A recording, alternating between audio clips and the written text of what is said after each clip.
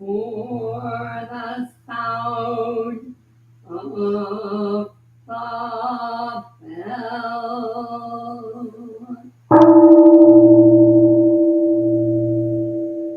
Mind calm, body at ease, breathing quiet, sentiment benevolent.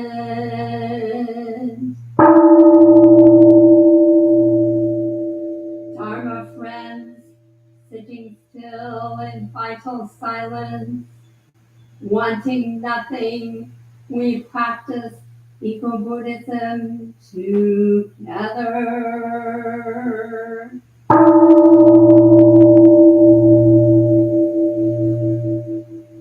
The sound of the temple bell booms for all to cease from conflict. May the way of Buddha usher in the dawn of non-violent global village forever. Here is the after sound of the bell.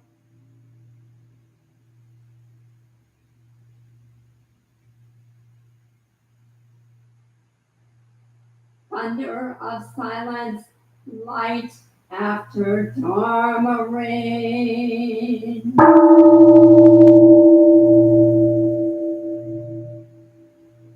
Om Amoka Vairocana Maha Mudra Mani Padma Jabala Pravataya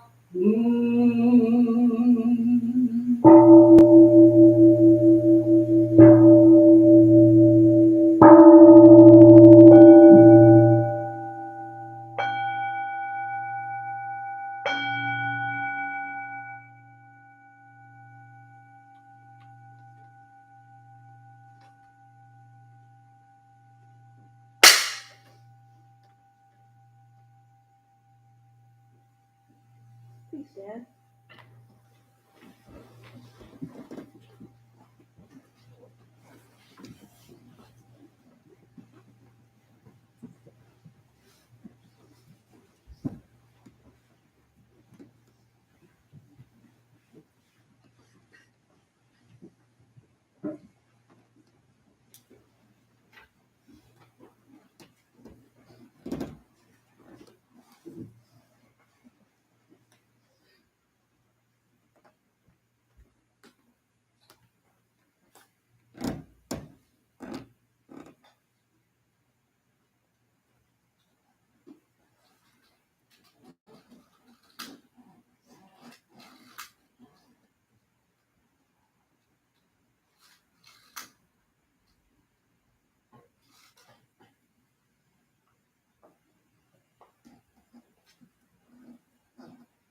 Please listen deeply.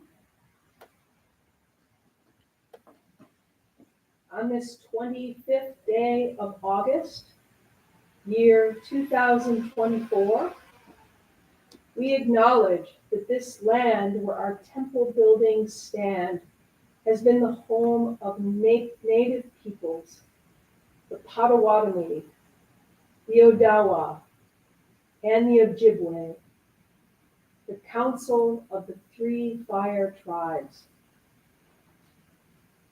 and also of Black Americans. We know that this neighborhood used to be a historically Black neighborhood during the times of racial segregation and oppression. For our own awakening and for the awakening of all life, may the benevolent energies of our meditation, chanting, and full presence here at this service this morning extend to all beings on this planet and throughout space and time. May there be a deepening of our interbeing. May peace prevail and wars cease. Now please continue standing, and we will together recite the three refuges. First, in Sino-Korean, in tradition of our lineage, and then in English.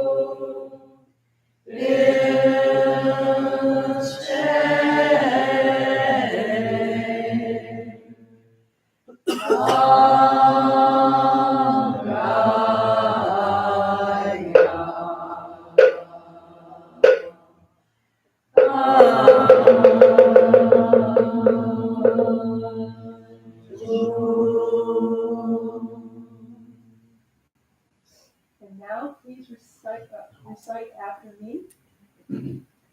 I go for refuge to the Buddha. I go for refuge to the Buddha. And resolve with all beings. And resolve with all beings. I will cultivate a heart of enlightenment. I will cultivate a heart of enlightenment. And realize the great way. And realize the great way.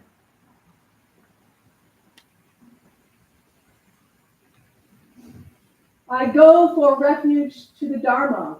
I go for refuge to the Dharma. And resolve with all beings. And resolve with all beings. I will penetrate the teachings I will penetrate the teachings and uncover oceans of wisdom. and uncover oceans of wisdom.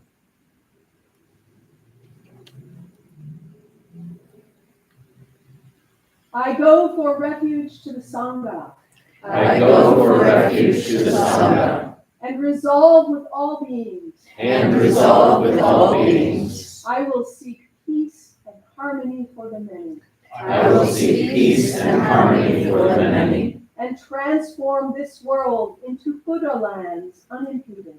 and transform this world into Buddha lands unimpeded.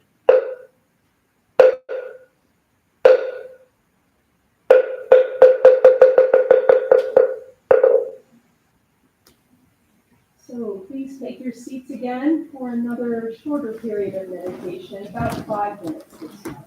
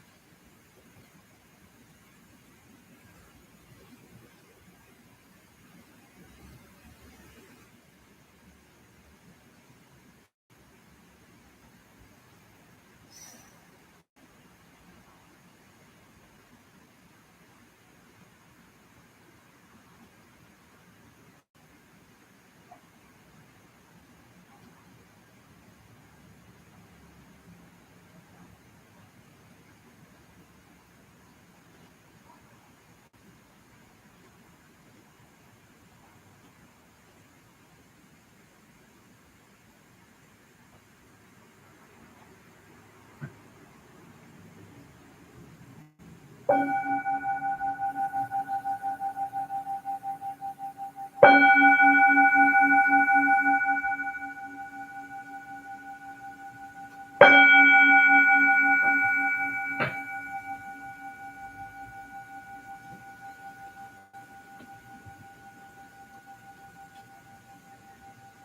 follow along with these mindful stretching exercises and then try to make them part of your meditation.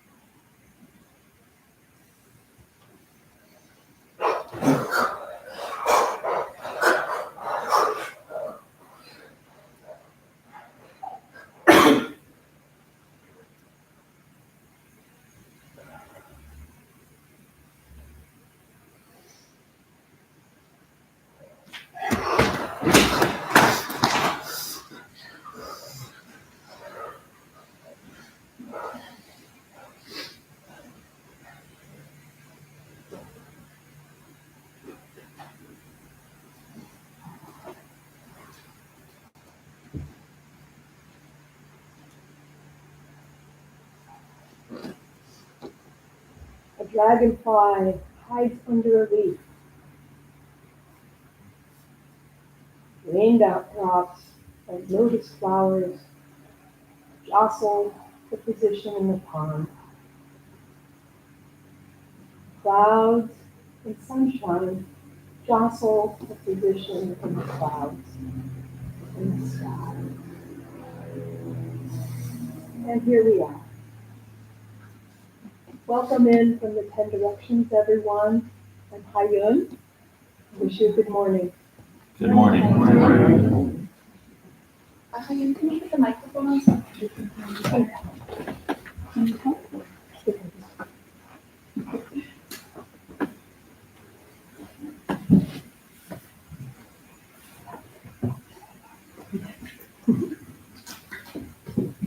Does that work? A little better? Okay. Okay. That's good. Yeah. Well, there's a lot going on out there. Many of us come here each week, sometimes more than once a week, to kind of center ourselves, feel a little bit of peace. That's the first wise thing you've done today. Imagine what the day has in store for you. I've been thinking a lot this summer and reading a lot about this world of ours that seems to be on fire these days. And I know in the coming weeks and months, other teachers here will take different aspects of this subject, but I thought I would take a stab at it today. There's something that we have in Buddhism called not knowing mind. Has everyone here have heard of don't know mind or not knowing mind? Sometimes we use it in jokes like I don't know. I don't know mind. But it's a pretty serious endeavor. It's really about centering ourselves in the here and the now, as opposed to letting our minds spin. And most importantly, it's about stepping back from what we think is what we know, and what we're certain about, into a world of dramatic possibilities about what could be in the universe. Now, in some ways, I don't want to give the impression, because it's certainly not true, that when we talk about not knowing mind, that we're talking about retreating from the world, sort of sticking our head in the sand, complacency.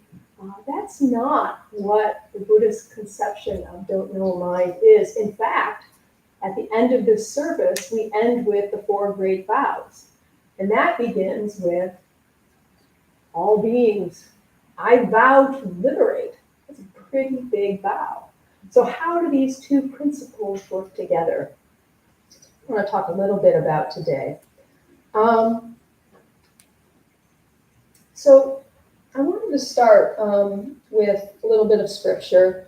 This notion of not knowing begins with the Buddha, as most things do with us. And in a sutra called the Agi Vajjhagata Sutra, the Buddha is asked by a man, what are your views on afterlife? What are your views on the cosmos? What are your views on the relationship between all these things? And the Buddha just said, I don't have a view, and I don't have not a view. But what he did talk about, which I think has resonated throughout the ages, is how sometimes our strongly held views can become, as he described it, a thicket of views. He went on to describe it in many ways, which were beautiful, but that word particularly stuck with me, because a thicket, you kind of picture in the jungle, like, you're there with a machete and you're trying to work your way through this thicket. He really, at that point, warned against being too deeply into the thicket that we can't see the forest for the trees. And in our Zen tradition, the concept of not knowing mind or don't know mind sort of takes on a pretty big significance. I have a book called The Book of Equanimity. It seems like a good book for right now. And one story in it is about a man named Bodhidharma. Bodhidharma is credited for bringing Buddhism from India into China and into the East. And from there it went to Japan and Korea and through Southeast Asia, and then all the way to us. So he was a pretty serious practitioner. And upon arriving in China, he met the emperor, whose name was Wu, Emperor Wu. I'm going to read you this little piece of this. Attention! Emperor Wu of Ryo asked the great master Bodhidharma, what is the ultimate meaning of the holy truth of Buddhism? Bodhidharma replied, vast emptiness, no holiness. The emperor asked, who stands before me here? Bodhidharma replied, I don't know. The emperor was baffled.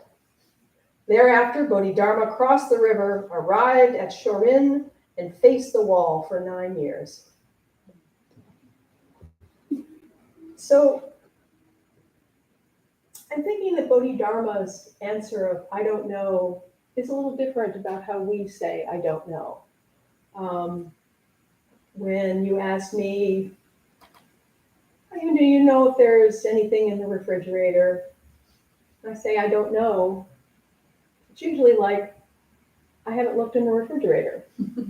Or if you ask me a deeper question and I say I don't know, generally it's that I don't have the knowledge of this. I don't know what this means, and I will look further. But Bodhidharma was a pretty good teacher, and I think he was trying to teach the emperor a lesson about clinging too tightly to who a person is, what they do, who they are, how that defines them, etc., etc. There's another little beautiful story in here, case 20 in the Book of Equanimity.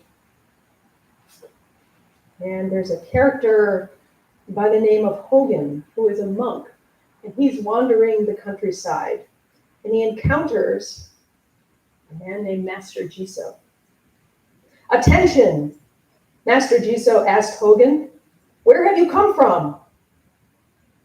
I pilgrimage aimlessly, replied Hogan. What is the matter of your pilgrimage? Asked Jiso. I don't know, replied Hogan. Not knowing is the most intimate, remarked Jiso. At that, Hogan experienced great enlightenment. So, we think of what Hogan experienced and saw in that moment. It had nothing to do with his intellect.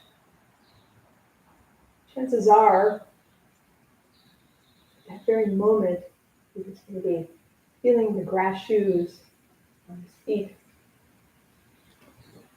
listening to cicadas, feeling the wind put his hairs on his arms.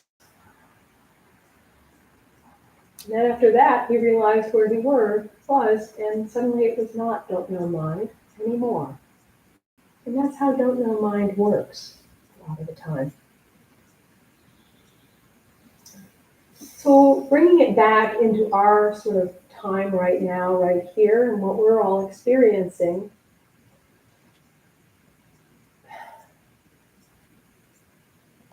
you can say, what does this have to do with all the terrible injustice that's going on in the world? What does this have to do with the terrible suffering that's happening all around us? What do I do if I suddenly face someone who is a racist face to face, or a bigot in another way? What do I do when I feel like I have to protect democracy? How does that work with don't know mind? How does that work with what we're trying to value here? So what I'll say is that don't know mind or not knowing is not clinging to indifference. It's not saying to you, put your head in the sand and just focus on your own practice and leave the world behind. In fact, it's not a view at all. It's a practice. And it's a practice to help us experience every moment in a fresh way. In reality, we don't know what's going to happen. We don't know how our world will shape. We don't know about the person in front of us. And chances are, if someone had asked you 5 years ago to write a line or a paragraph or even a book about yourself, you'd look back on that today and you'd say, that wasn't me. That was me then. It might have little seeds of who I am now, but it's not me. So we're changing too. So I think that one of the things that the don't know lesson is getting at is really softening that sort of hard, cement-like viewpoint. And I would argue that maybe the world, if we use the word recognized instead of the word know, we might be a little better off in some ways, you know. I recognize that there's so much suffering. I recognize how horrible people's lives are when their homes are displaced or when they're without food, without the basic nutrients. But, you know, very quickly, because our minds have been shaped this way since human beings were on the earth, we go to that place of knowing. We go to the place of wanting to figure this out, going from recognizing to really understanding it. And from that understanding, it's like, who's to blame here? What is going on? And it's not a bad thing. Our minds are and our opinions are kind of sorting things out so that we know how to take action in this world that we live in, how we shape our attitudes. But at some point, those attitudes and those opinions, at least in my history, can become very repetitive. They can become kind of something that goes from wholesome, let's take action, to very judgmental and very much like bordering on hatred for a person, a group of people, political party, et cetera, et cetera. And so that's at the point, I think, where don't know mind comes in. It's time to really create balance in our lives at that point when we feel like we're spinning because we read something that's very hard to read, or we hear something. We just go, ah. So to not go to that place of hatred, but instead turn inward. So I want to do an embodiment exercise with this at this point, because it's easy just to talk in your head. And so I'm going to ask you to put your hands in Hapchang. And instead of our usual Hapchang of sincere heart, there are other Hapchangs. And this is a Hapchang of open heart. So what I ask you to do is keep your fingertips touching, but open the palms of your hand. This is called, you really can feel the fingertips then, how they feel with each other. This is the Hapchang of open heart. I like to call it the Hapchang of listening heart.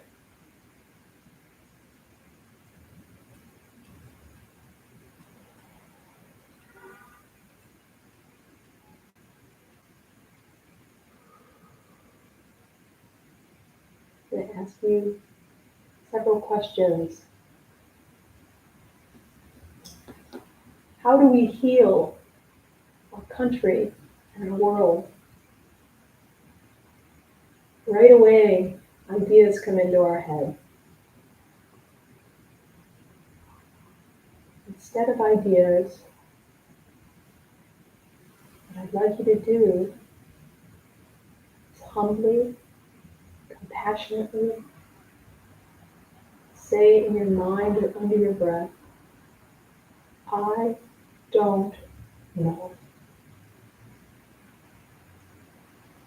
How does that feel in your body?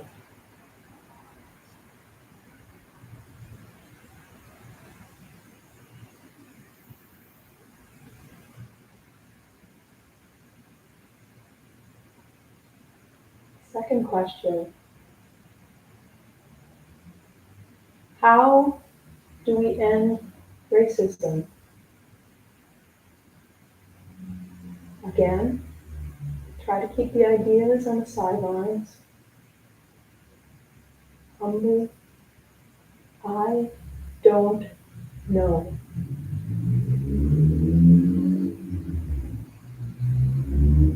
In that moment of open heart,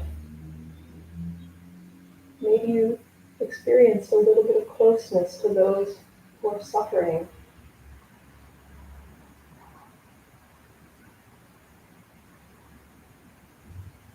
Next question.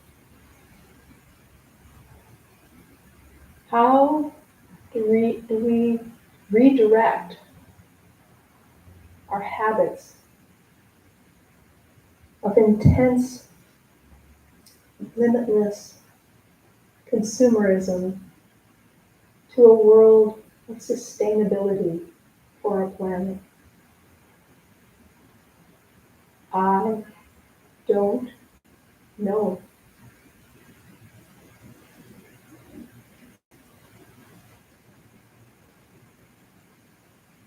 Let emotions flow through you, because in that moment,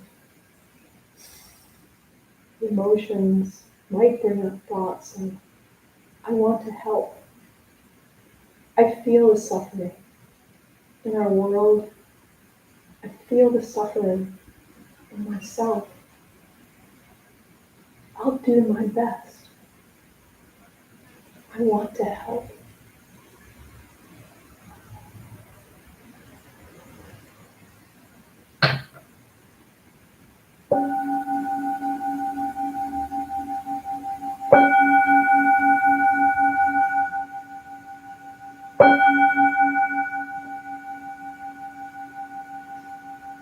You bring your hands down.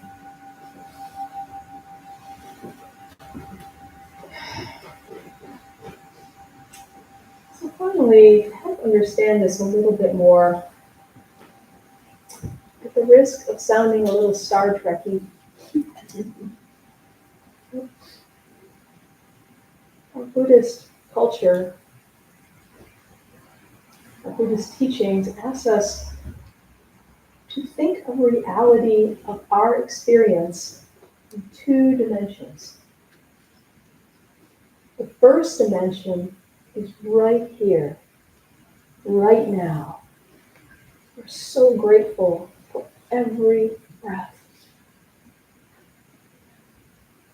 Things are as they are. Comparisons don't exist. This is called absolute reality, the reality of right here. The second reality is the one that unfolds over space and time. Past, present, and future are all interconnected. Cause and effect. Actions matter. They matter a lot. So to skillfully lead our lives, we have to honor both of those realities, the absolute and the relative. Both are true simultaneously. It's rather remarkable. When we find ourselves in the thicket, stressed, judgmental, we stop and touch the absolute. When we're ready, we engage again with our discerning minds. A bodhisattva leans into suffering. They roll up their sleeves. They dive in. There's no dwelling or hiding in the absolute. The two sides are very complementary. So I'm sure you're familiar with the image of the yin and the yang, where one side is white and the other side is black.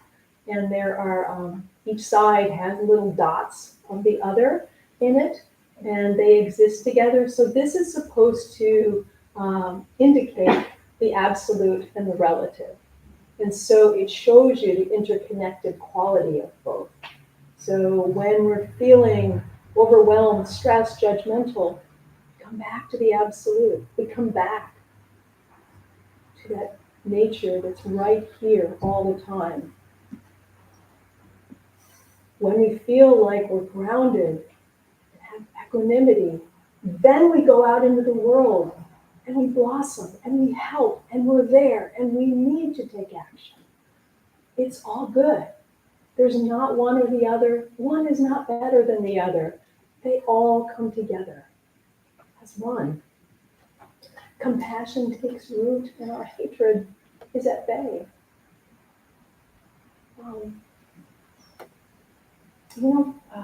We usually do these in meditation classes, and I've been taught, I should save them for meditation classes, but this is basically a meditation class. So I'm going to end with the 3 foundation stones. Maybe it'll encourage you to take the meditation class. All right, so let's put our hands in Hapchang again.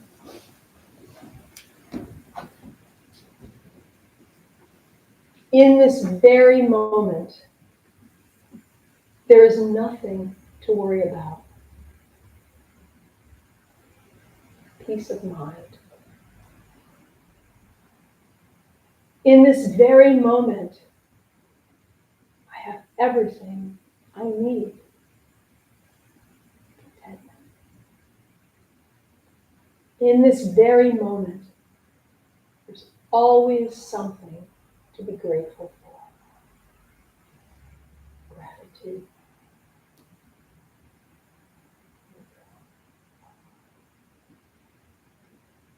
So what I would ask you to do right now is to turn to the person next to you, introduce yourself, I think you two know each other, and talk. I'm going to spend about 5 minutes doing this or so.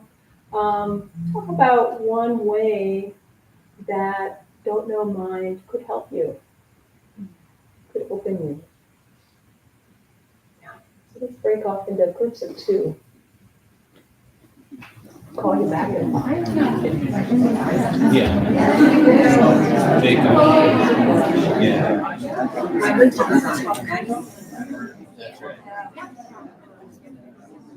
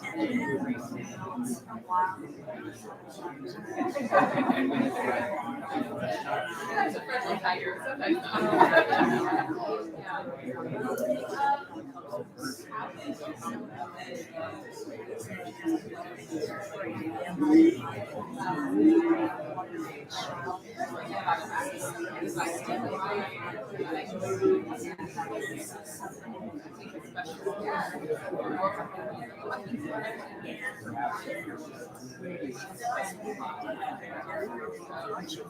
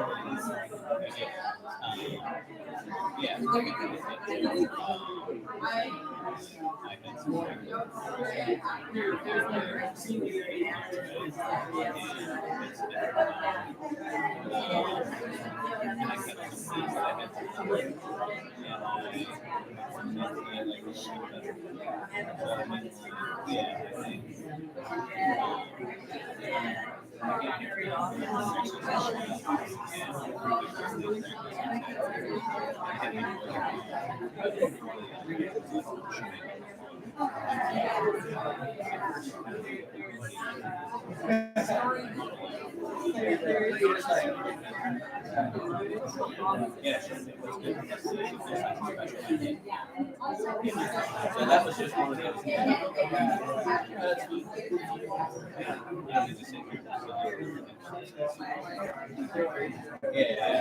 It's like, I'll take light.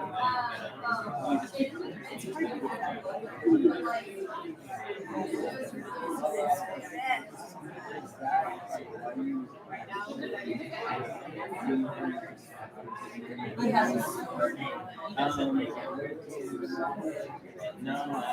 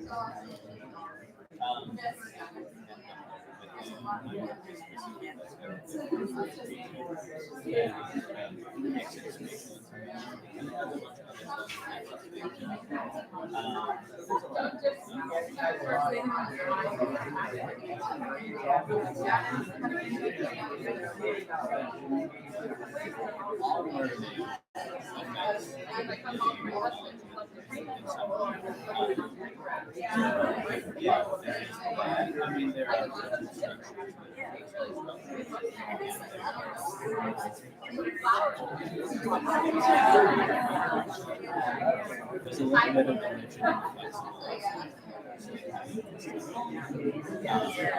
But like, there's some other things that I do like hemispheric connection.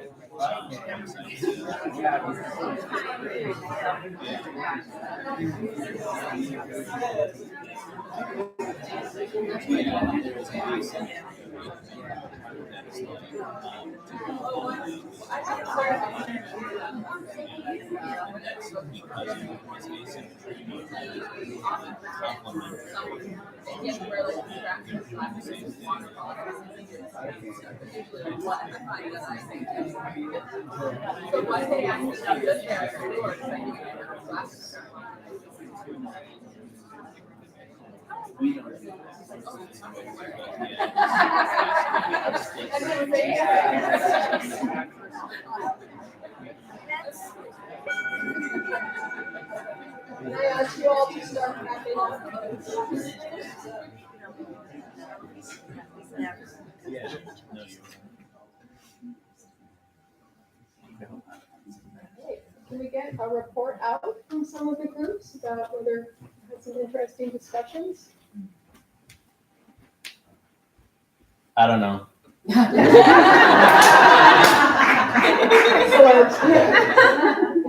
I thought I knew, but I don't know.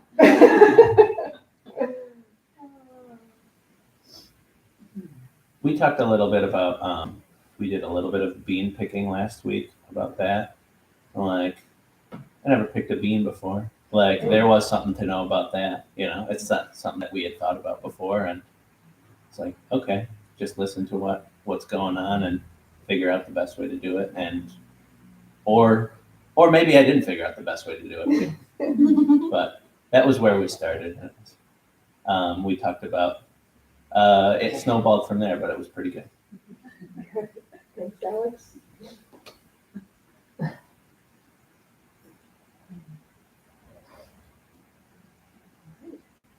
Yeah.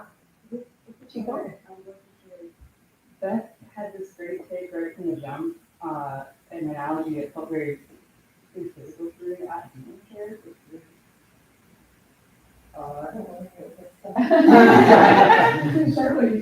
Yeah. You don't know. When there's if there's like an impact, like in a car accident, or like if you fall while skiing or something like that, it's better to be loose than tense up. And that really resonated with me after that talk of this kind of letting go can be give you the space you need to adapt and survive and help. Did you go?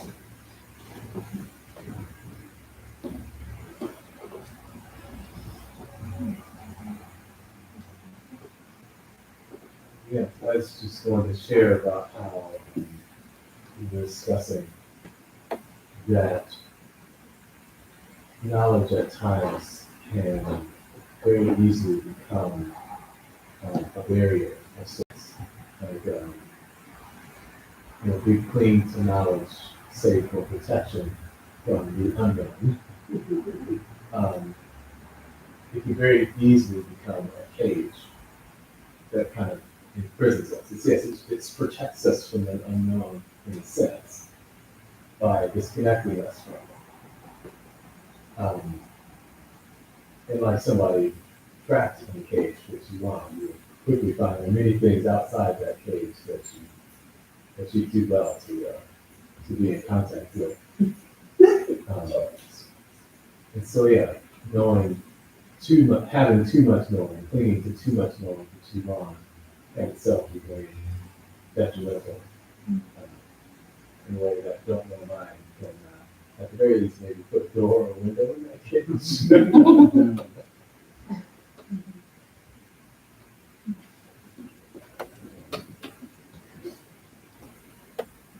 Yeah. I'm just reminded of the same principle within the Noble Truths, that the more we look at it, the more it becomes something. So the more we can release from, it's a relativizing thing. It's a liberation, because we're all kind of searching for what this rigid knowing is, because it is safe. But the moment you don't have to do that anymore, you connect with people that are still looking for the same thing.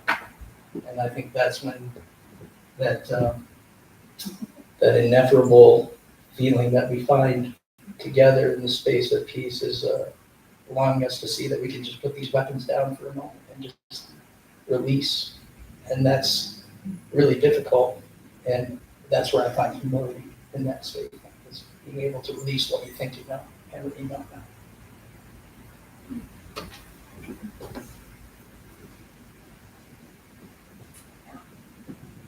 We kind of touched on talking about creativity and like flexibility of thinking, and I actually didn't get a chance to say this, but I just kind of came to mind. I remember this time, I was about 9 years old, and I was doing this, like it was my friend's birthday party, and we were at an escape room. And my friend's mom was with us, and we were all kind of trying to solve this puzzle. It was like a pirate ship theme, and we were trying to unlock this door, and everything kind of like had a theme and like a sort of logic to all the clues, but there was this, I don't remember the exact example of what we were trying to do. It was something to the effect of there was a lock and we had to, fill a bunch of holes with like letters to make a word. And we did something we were 9 years old, so we did something very obvious, like circle, because the lock was round. Like it was something that was just very like literal and didn't really have to do with, like, didn't correspond to anything. There was no like logic of like nothing witty or like clever about it. You're just kind of like circle, so it's a circle. And it worked, and it was the clue. And I remember my friend's mom was like, wow, like I'm an adult, and like I would have never guessed that. Like, I think that's just because you're kids, and like I hope you never like lose that sort of just overt like that creativity of like, oh yeah, this is a circle, so I'm gonna say it's a circle. And so I think I kind of come back to that a lot when I'm sort of thinking about getting really dug into. I think that as we get older, we sort of have these very specific experiences that are really unique to us, that shape this logic that we see the whole world through, and like this bias and this lens that filters like everything we consider and everything we experience. And I think that kind of can hinder your ability to, like, our ability to be as flexible and creative as your mind is when you're a kid, and like you don't have those experiences and that bias yet because you've been alive for 9 years. And so everything is just kind of like as it is in the moment, and you can call it a circle when you need to. So I don't know. I think that's a really good analogy for me for the don't know mind. Is like I remember that day I was like, I never want to grow up because I never want to stop being able to think like this. I don't want to get so dug into grown up brain.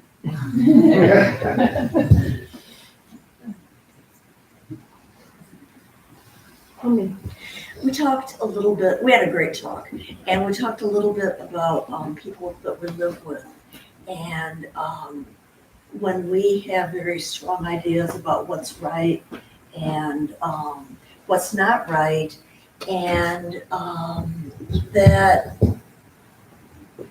that creates problems. And that when we remember that, well, I don't know what is universally truly right, then we can just let go the mind state that we're in.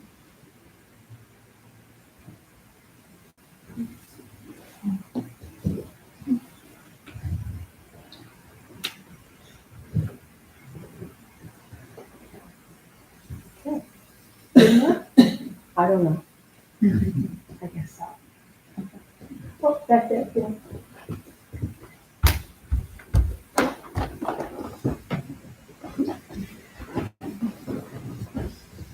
Thanks for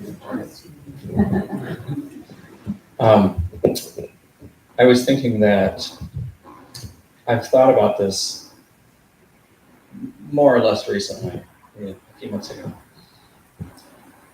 Some family members of mine have different beliefs than I do. Philosophical beliefs, political beliefs, all sorts of different beliefs. And, I had to think, how do I navigate this conversation with them? Because I feel like I know what I know and they know what they know. And I had kind of a similar thought of, I don't really know. And the thought kind of came to me pretty quickly. And it was a thought that their beliefs are shaped by their experiences. And my perspectives are shaped by my experiences. And I know my experiences, but I don't really know theirs. And what they've grown into, what they've become is a result of what they've experienced. And this person's a very well-meaning person. I can see kindness in their life. But I kind of took that away after that conversation, and nothing really, positive or negative happened about that. But I remember kind of chewing on that afterwards, like, how do I really know that one is any better or worse than the other if all I know is what I've experienced? And I don't really know. And so it left me with a little bit of humility, and maybe a chance to take that perspective in the future when speaking with someone, to be more open and to listen more to where they've come from and how they've arrived at where they are, and to enjoy how they've grown and learn more keep my ears open. Because there's a lot I don't know.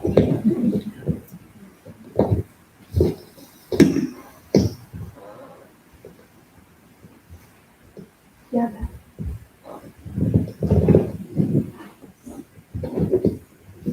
Your thoughts made me think about how difficult but worthy an exercise it is for me personally to allow others to be wrong. To just let them be wrong. I was thinking of my kids because as we raise children, there's a lot of correcting. So I'm like, well, this is the way we do it, or, let's use this voice instead of this word, or these words are kinder than those words. And try to guide some choices. And so I find that my older child does that to my younger child now, and I watch him doing that to the younger one. I'm sort of like, well, he's 4, he has a right to be wrong. Let's let him be wrong. It's okay to be wrong. But it takes a lot of energy. It's a worthy exercise for me to not do the same thing, not correct the older, allow someone to be wrong.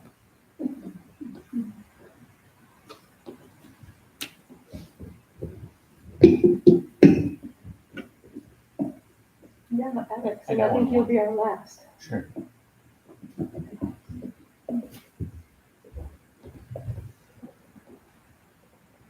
I'll wait just a moment.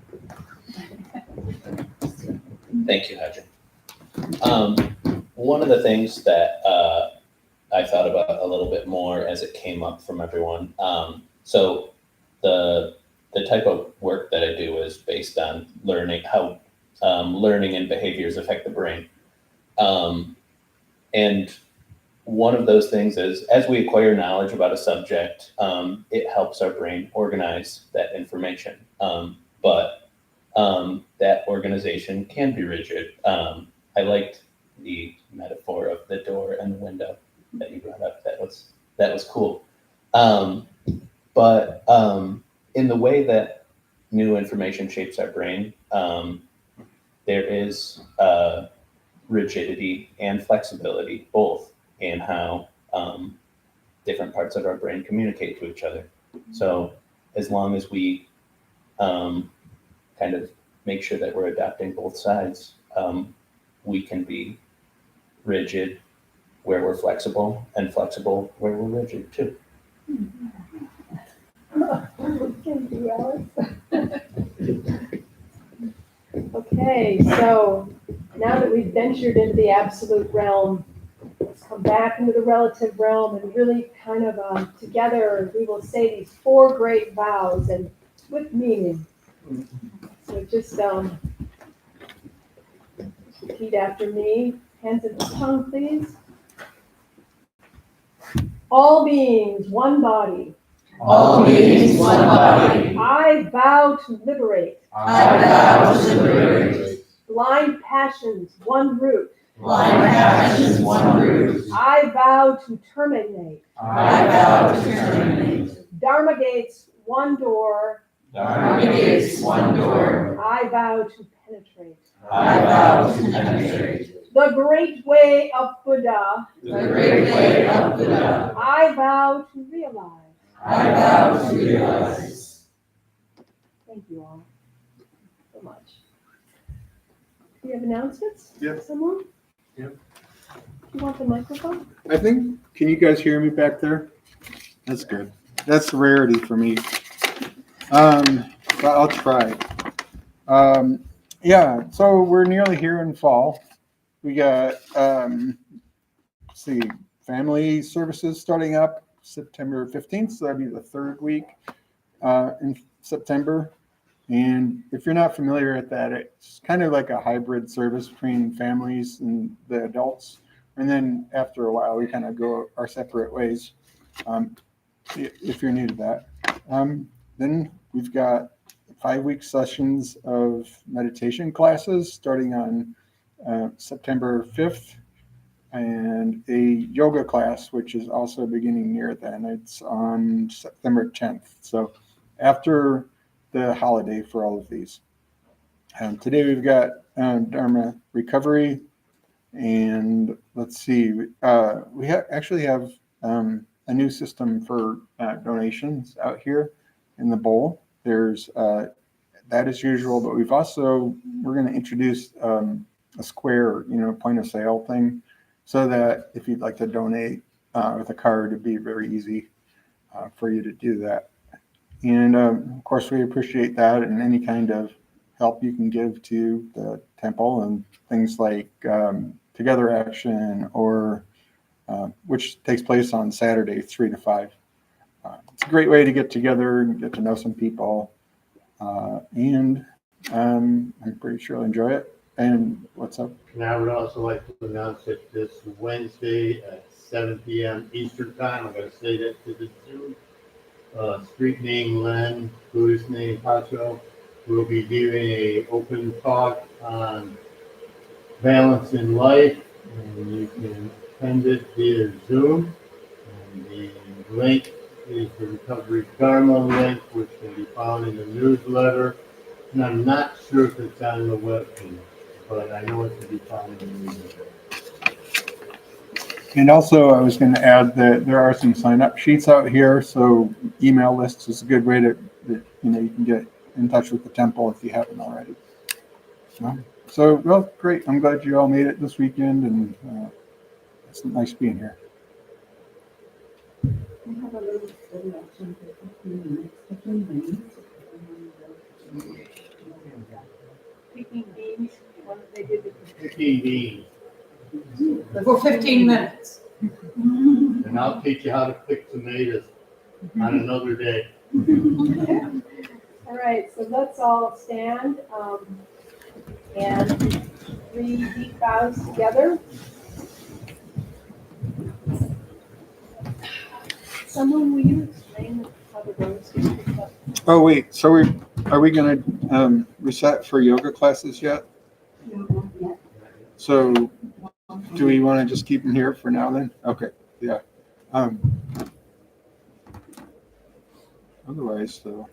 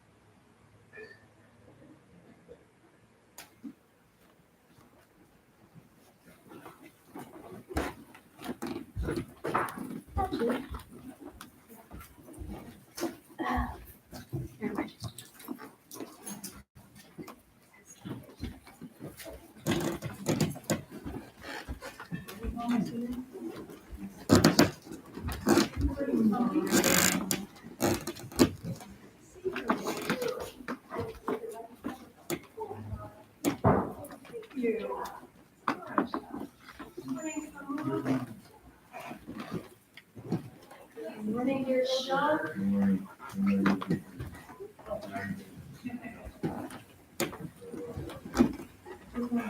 It's not me, it's Mary. I don't know if you're going to pass it on. Yeah, I did. Okay. Good morning, Alex. Oh, Linda, look at your hair. Beautiful. Summer evening. So I was wondering if I could take this to you, so we were doing this. Wait, did you let me know? Thank you. Can you say hi? Good morning, dear Paulson.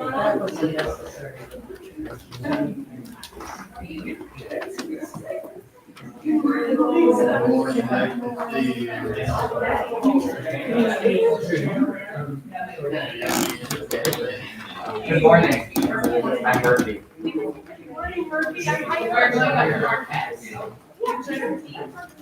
Have been there for your signs. Good morning, Barbara. Good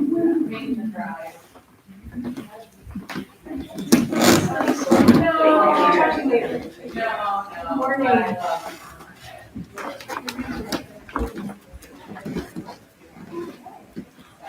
Wow, you're here.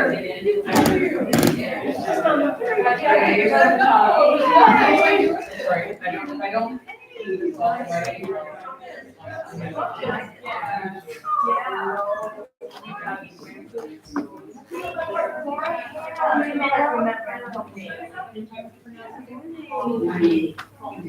how are you? Yeah. Our time is, where I live, they don't have one. They have one.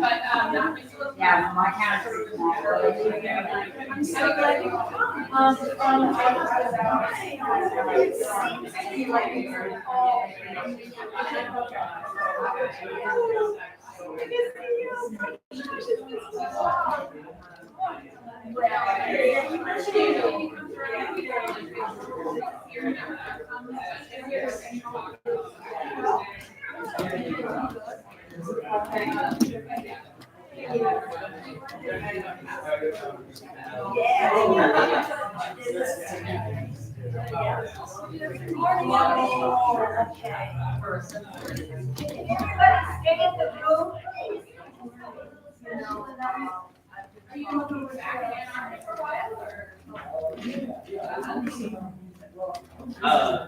Would you like me to make the announcement? I want everybody to sign this birthday